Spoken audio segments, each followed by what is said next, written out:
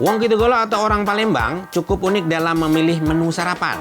Selain mengkonsumsi empek-empek sambil menghirup cuko, Wong Kitogalo juga punya sajian bersantan untuk disantap pagi hari.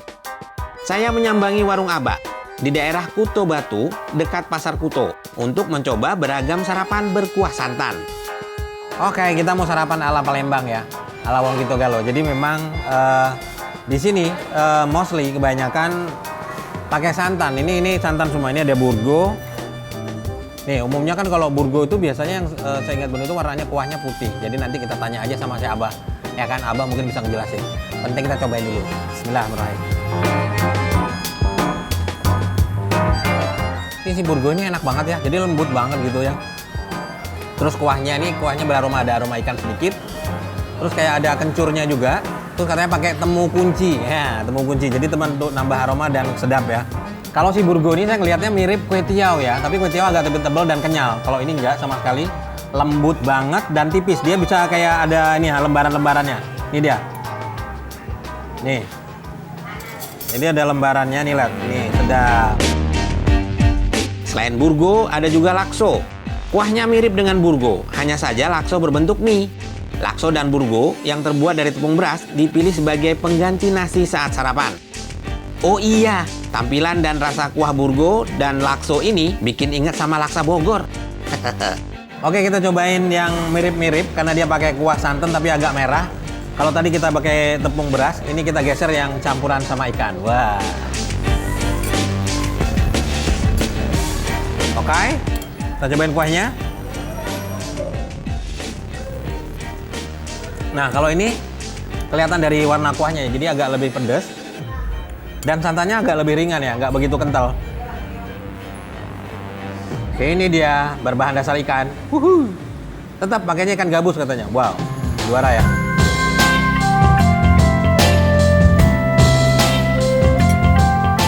Cuman yang saya rasakan dari laksan ini, kuahnya jadi memang agak beda dari yang itu tadi ya.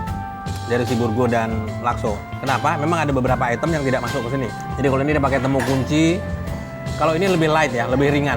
Kalau si laksannya sendiri sekilas memang mirip empek-empek ya rasanya. Cuman ini lebih lembut aja. Jadi ketika masuk di lidahnya lembut banget. Selain 3 menu tadi, ada juga ragit, sejenis roti jala yang disajikan bersama kuah kari. Dari teksturnya, ragit ini terbuat dari tepung dan telur. Nah, kalau ini kuahnya sih kayak ada ininya ya. Ada kentang, campuran kentangnya, ada potongan cabai. Waduh. Seiring waktu, budaya makan di Palembang mengalami perubahan, termasuk pada hidangan berkuah santan yang baru saja menu santap. Itu ada perbedaan kuah ya. Kalau dia burgo, itu kuahnya selain dari santan dia ada ikan gabus yang direbus dulu, baru dipisah dari tulang-tulang ikan gabus, duri-duri ikan itu baru dimasukkan di sini dengan bumbu-bumbu tertentu, warnanya putih. Kalau dia lakso, itu lakso warnanya kuning, lain dengan ini loh, lain dengan celimpungan dia, nggak sama. Walaupun warnanya sama, tapi bumbu-bumbunya lain dengan celimpungan. Nah, orang sekarang kan ditabraknya aja karena ada warnanya sama-sama kuning, ya sok aja. Jadi dia memang ada bergeser ya. Pergeseran itu gini, kadang-kadang si penjual karena berangkat dari ketidakpengetahuan mereka, kadang-kadang si pembeli pun demikian. Apa yang dijual orang bilang lakso ya udah. Tidak hanya sarapan, santap siang Wong Palembang juga masih bercita rasa santan. Mie celor Haji Syafi'i di daerah 26 Hilir menyajikan mie dengan kuah kaldu bersantan. Kenapa makanan ini bisa menjadi sangat populer di Palembang? Yuk cari tahu. Assalamualaikum. Waalaikumsalam. Nah, ini nih mie celor ya kan? Jadi ngomong-ngomong soal mie celor, di depan tuh kan ada tulisannya Haji Muhammad Syafi'i ya? Itu yang punya? Itu iya yang punya, tapi udah almarhum. Oh, jadi resepnya dari beliau? Resepnya dari beliau. Tapi mie celor itu sebenarnya apa sih? Celor itu proses ketika mie-nya dimasukin ke dalam air panas gitu, dicelup. Oh, dicelup maksudnya? Iya, dicelup-celup. Nah, gimana ceritanya Pak almarhum Syafi'i itu jadi jualan di sini? Ya, jadi pertamanya itu yai, kalau bahasa kita yai ya, yai itu kakek.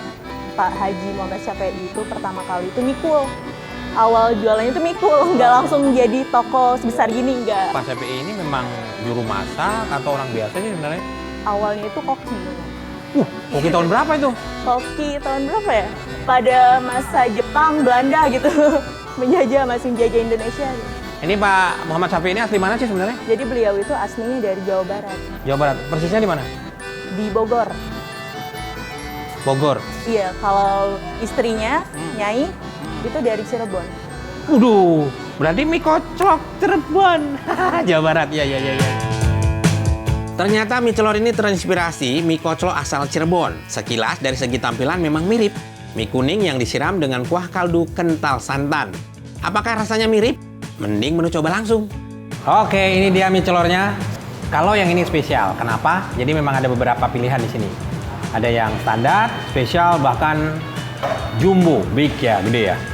Kalau yang ini spesial harganya sekitar 58.000. Kenapa spesial? Ini dia. Dia pakai udang lagi yang banyak banget di atasnya.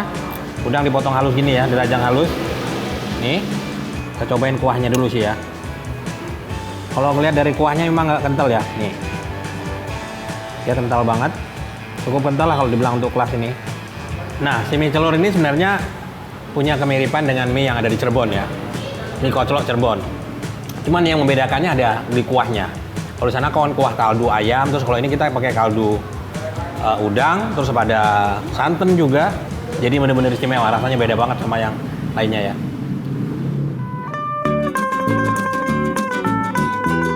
Semoga kearifan pola dan menu makanan khas Palembang tetap lestari ya. Hingga generasi mendatang tidak hanya mendengarnya sebagai dongeng belaka. Sampai bertemu di Food Story episode berikutnya.